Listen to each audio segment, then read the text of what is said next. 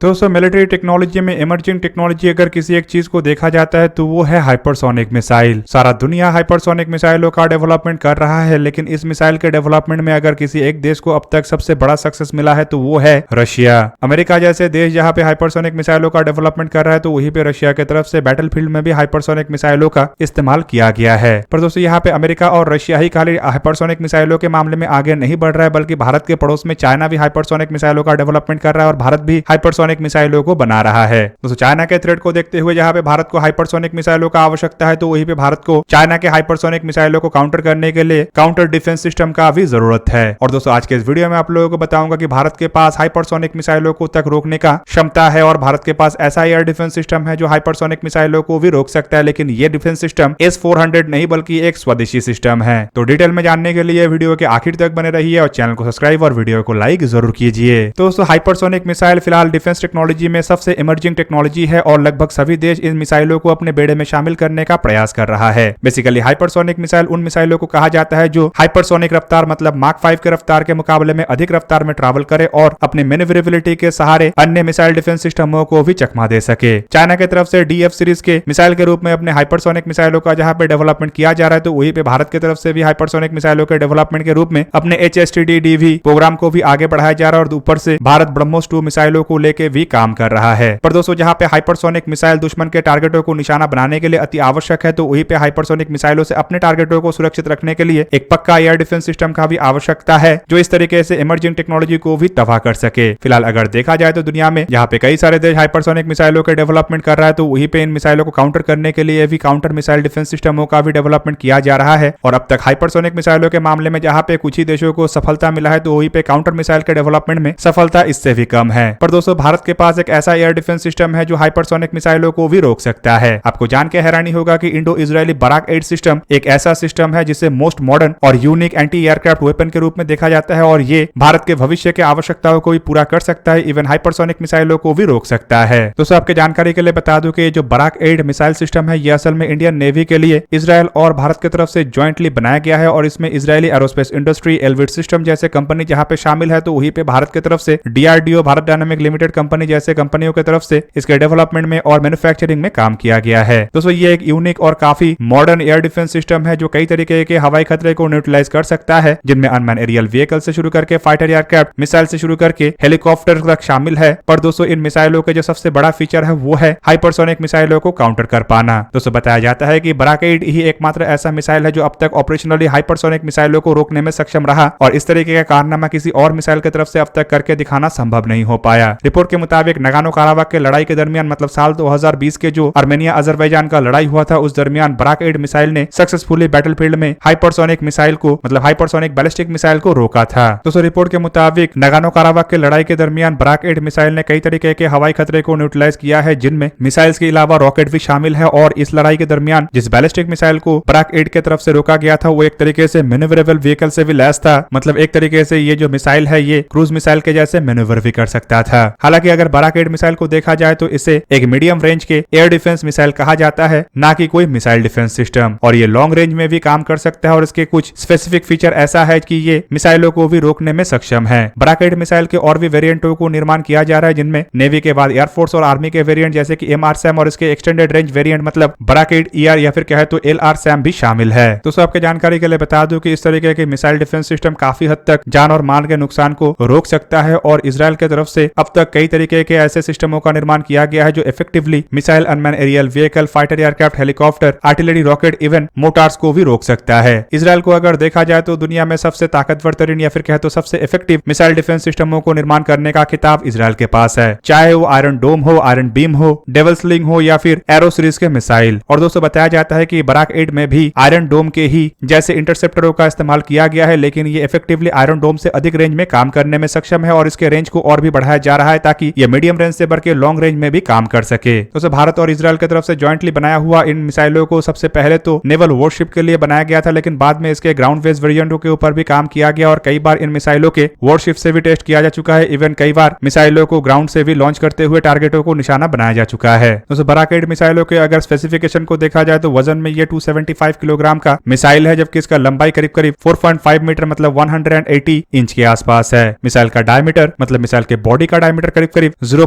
0.225 metre मतलब 8.9 inch है। तो वही पे इसका विंग स्पैन मतलब इसमें जो विंग्स का इस्तेमाल किया गया है उसका टोटल फैलाव 0.54 मीटर मतलब 1 फीट 9 इंच के आसपास है। मिसाइल में 275 किलोग्राम के वजन के जगह में करीब करीब 60 किलोग्राम के ओवरहेड है और ये हार्ड किल मतलब डायरेक्टली टारगेट को हिट करके उसे तबाह करता है। दोस्तों बराक 8 मिसाइल में इजराइल की तरफ से smokeless dual pulse rocket motor का इस्तेमाल किया गया है और इसके स्टेज 1 में जहां पे ये मोटर का इस्तेमाल होता है तो वहीं पे इसके स्टेज 2 में अलग एक मोटर का इस्तेमाल होता है। मिसाइल को अगर देखा जाए तो इसका रेंज बताया जाता है कि 500 मीटर से लेकर 70 किलोमीटर के दरमियान है और वो भी सिंगल स्टेज रॉकेट के साथ। पर बराक 8 मिसाइलों के कई तरीके के वेरिएंट है जैसे कि MRSAM बराक 8 LRDA जो कि IAI वर्जन है, जबकि इसके जो LRSAM या फिर कहे तो बराक 8 ER है वो इससे काफी अधिक रेंज का है। LRSAM को लेकर बताया जाता है कि ये 500 मीटर से लेके 100 किलोमीटर के रेंज में टारगेट को निशाना बना सकेगा और इसमें भी एक सिंगल स्टेज का इस्तेमाल होगा। जबकि इसके बराक 8 ER को लेकर बताया जाता है कि ये 150 किलोमीटर से भी अधिक रेंज में टारगेट को निशाना बना सकेगा, जबकि इसमें सिंगल स्टेज के जगह में डुअल स्टेज रॉकेट का इस्तेमाल किया जाएगा, मतलब इसमें टोटल 2 स्टेज होगा। हालांकि दोस्तों इसके अलावा रिपोर्ट के मुताबिक जो बराक 8 मिसाइल है करीब करीब माक 2 के रफ्तार में उड़ान भर सकता है। हालांकि इसके MRSAM वेरिएंट को लेकर बताया जाता है कि ये माक 3 से भी अधिक रफ्तार में उड़ान भर सकता है, जबकि इसके सर्विस सीलिंग को लेकर बताया जाता है कि करीबन 16 किलोमीटर की ऊंचाई तक काम करने में सक्षम है। पर इसके अन्य वेरिएंटों को लेकर यह भी दावा है कि यह 20 से 30 किलोमीटर तक ऊंचाई तक जाके टारगेटों को निशाना बना सकता है। दोस्तों बराक 8 मिसाइल में 2 वे डेटा लिंक सिस्टम का इस्तेमाल हुआ है, जबकि इसमें सबसे खतरनाक इक्विपमेंट है इसके एक्टिव FR सीकर मतलब रेडियो फ्रीक्वेंसी सीकर। इसके अलावा इसमें इंफ्रारेड होमिंग सिस्टम को भी गाइडेड सिस्टम के रूप में इस्तेमाल किया गया है और इसका जो लॉन्चर है वो असल में वर्टिकल लॉन्च सिस्टम मॉड्यूल से लैस है और बताया जाता है कि एक लॉन्चर में ऐसा करीबन 8 इंटरसेप्टर मिसाइलों को लगाया जा सकता है जो एक साथ कई सारे टारगेटों को निशाना बनाने में सक्षम है। हालांकि दोस्तों बराक 8 मिसाइल के सबसे महत्वपूर्ण पार्ट है इसके रैडार। दोस्तों कोलकाता क्लास के डिस्ट्रॉयर के साथ बराक 8 मिसाइलों के जो रैडारों को डिप्लॉय किया गया है वो असल में ELM 2248 MF star active electronically scan अरे फायर कंट्रोल रैडार है जो एक साथ कई सारे टारगेटों को ट्रैक और टारगेट तक मिसाइलों को सक्सेसफुली पहुंचने में मदद करता है। हालांकि दोस्तों इसके अलावा मिसाइल के जो और एक महत्वपूर्ण पार्ट है वो है इसके वर्टिकल लॉन्चिंग सिस्टम। आपके जानकारी के लिए बता दूं कि मिसाइल जहाजों के ऊपर तैनात हो या फिर जमीन में तैनात हो ये बेसिकली वर्टिकल लॉन्चिंग सिस्टमों से ही लैस होता है, जिस वजह से मिसाइलों के जो कार्य क्षमता है ये 360 डिग्री में है। मतलब मिसाइल को टारगेट को निशाना बनाने के लिए टारगेट की तरफ घुमाने का आवश्यकता नहीं है और मिसाइल जिस तरीके से तैनात है वही सही लॉन्च होकर टारगेट की तरफ जा सकता है, चाहे टारगेट किसी भी दिशा से आ रहा हो। हालांकि दोस्तों ये खाली इजराइल और भारत की तरफ से ही दावा नहीं किया जाता है कि ये मिसाइल दुनिया के सबसे इफेक्टिव एयर डिफेंस और सबसे मॉडर्न एयर डिफेंस सिस्टम है जो हाइपरसोनिक मिसाइलों को रोक सकता है, बल्कि इसके अलावा अमेरिका की तरफ से भी मिसाइलों को लेकर बताया जाता है कि ये मोस्ट इफेक्टिव और मॉडर्न एयर डिफेंस सिस्टम है जो ऐसे कामों को कर सकता है जो कई सारे मिसाइल नहीं कर सकता। दोस्तों फिलहाल अगर इंडिया के बेड़े को देखा जाए तो इंडिया लगभग अपने बेड़े के संपूर्ण हिस्से को ही बराक 8 मिसाइलों से लैस करने के ऊपर काम कर रहा है, चाहे वो इंडियन नेवी के बेड़े हो या फिर इंडियन आर्मी और एयरफोर्स का बेड़ा। रिपोर्ट के मुताबिक मिनिस्ट्री ऑफ डिफेंस की तरफ से इंडियन आर्मी, नेवी और एयरफोर्स के बेड़े को करीबन $5 बिलियन की लागत से बराक 8 मिसाइलों से लैस किया जाना है, जिनमें सबसे प्रमुख है इंडियन नेवी के जहाज और बताया जाता है कि कोलकाता क्लास डिस्ट्रॉयर से शुरू करके विशाखापट्टनम क्लास के डिस्ट्रॉयर, INS विक्रमादित्य से एयरक्राफ्ट कैरियर से शुरू करके स्वदेशी INS विक्रांत और इवन नीलगिरी क्लास के फ्रिगेटों में भी बराक 8 मिसाइलों को इंडिया की तरफ से डिप्लॉय किया जा चुका है। और हाल ही में यह भी खबर आया था कि बराक 8 मिसाइलों के एयरफोर्स वर्जन को भी डिफेंस मिनिस्टर राजनाथ सिंह की तरफ से इंडियन एयरफोर्स को सौंपा गया है। दोस्तों इन एयरफोर्स वर्जनों को MRSAM कहा जाता है और यह भी खबर है कि जल्द ही LRSAM भी तैयार होगा और LRSAM को भी भारत के द्वारा इस्तेमाल किया जाएगा। मिसाइलों के इस्तेमाल करता देशों को अगर देखा जाए तो अजरबैजान की तरफ से इन मिसाइलों का इस्तेमाल किया जाता है, जबकि इंडिया इजराइल तो इसका प्रमुख इस्तेमाल करता है। और मोरक्को की तरफ से भी हाल ही में बराक 8 MX को लेके $500 मिलियन का एक ऑर्डर दिया गया है। हालांकि इसके अलावा Colombia, Finland, Germany, Poland, Saudi Arabia, United Arab Emirates और वियतनाम की तरफ से भी बराक 8 मिसाइलों को खरीदने को लेकर इंटरेस्ट दिखाया जा रहा है। तो दोस्तों ये था आज का वीडियो। अगर आपको वीडियो अच्छा लगा तो लाइक कीजिए और मेरे चैनल को सब्सक्राइब कीजिए और साथ में बना हुआ बेल आइकन को भी प्रेस कर दीजिए ताकि आप मेरा वीडियो देख पाए सबसे पहले।